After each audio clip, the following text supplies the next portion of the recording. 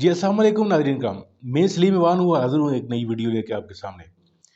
नाज़रीन कराम, आपसे वही पुरानी गुजारिश कि अगर आपको मेरी ये वीडियो अच्छी लगे तो इसे लाइक कीजिए, मेरे चैनल को सब्सक्राइब कीजिए और नाज़रीन कराम बगैर कोई वक्त ज़ाया किए हुए बढ़ते हैं वीडियो की जानब। आप वीडियो देखें और इसके बाद फिर इसके ऊपर बात करते हैं।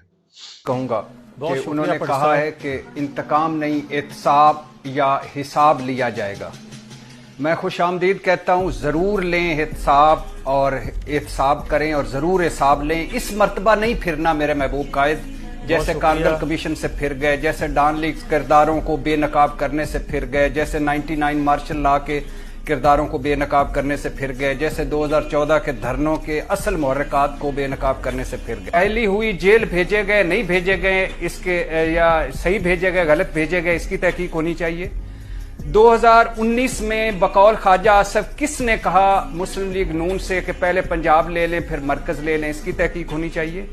कुरान पर हलफ लेकर क्यों एक्सटेंशन दी गई 8 लोगों को बुलाकर, ये किस डील के तहत दी गई थी, किस ढील के तहत दी गई थी, उसकी तहकीक होनी चाहिए। इस्टेब्लिशमेंट की मदद से ख्वाजा आसफ कह रहे हैं कि बाहर गए थे, वो कौन सी इस्टेब्लिशमेंट थी, अमेरिका की, बरतानिया की या बाजवा साहब और फैज हमीद की कि जिनकी मदद से बाहर गए थे, उसकी होनी चाहिए। लंदन में किन से खुफिया मुलाकातें होती रहीं, वो खुफिया मुलाकातें भी मंजर आम पे आनी चाहिए। लंदन प्लान झूठ है कि सच है, वो भी आना चाहिए। रिस्क फ्री वापसी कैसे हो गई है, ये रिस्क फ्री क्या होता है एक सियासतदान के लिए, गारंटियों भरी वापसी क्या होती है, इसकी तहकीक होनी चाहिए।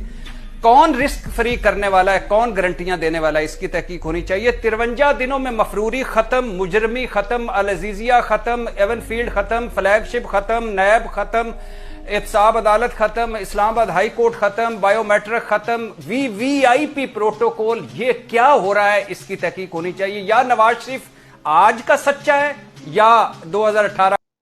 नाज़रीन कराम, वीडियो आपने देख ली, आपने देख लिया कि किस तरीके से जो है वो नवाज शरीफ का जो है वो कच्चा चट्ठा इरशाद भट्टी साहब जो है वो नेशनल टीवी पे खोल रहे हैं और सामने जो है वो एक नून लीगी जो बैठा हुआ है वो बड़े यानी बेशर्मी से इस बात को सुन रहा है।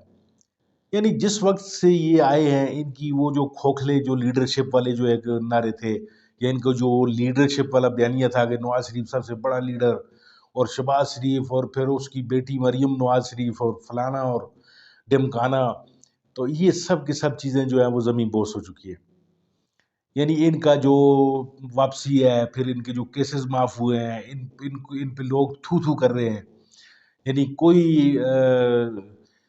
मर्दों वाली बात, यानी खड़े हो जाना किसी बात पे, यानी इनको जहाँ पे भी दौलत नज़र आती है, जहाँ पे भी इक़्तिदार नज़र आता है, नाज़रीन काम ये गैरत, इज़्ज़त और हमियत, किसी चीज़ को कोई अहमियत नहीं देते और ये फिर जनाब कुत्तों की तरह पिल पड़ते हैं वो इक़्तिदार पे भी। यानी कोई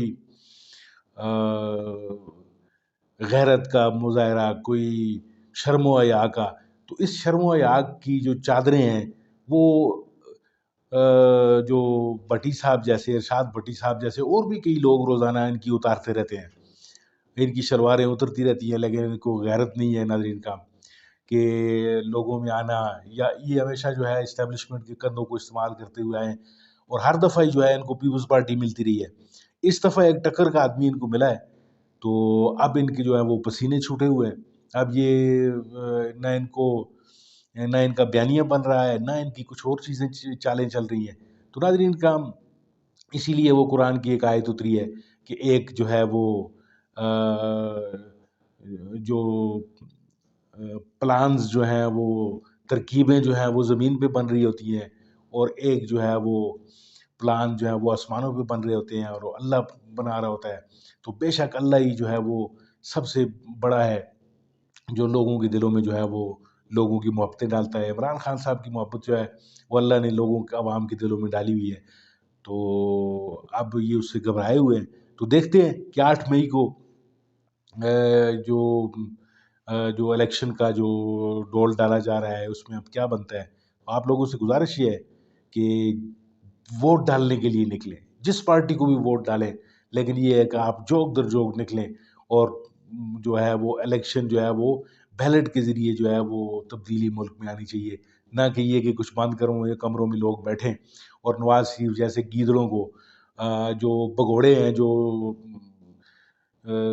بھاگ کر یہاں سے گئے ہیں، احتساب سے بھاگے ہیں، تو ان کو لا کر جو ہے وہ چور دروازوں سے جو ہے وہ اقتدار کے ایوانوں میں بٹھایا جائے۔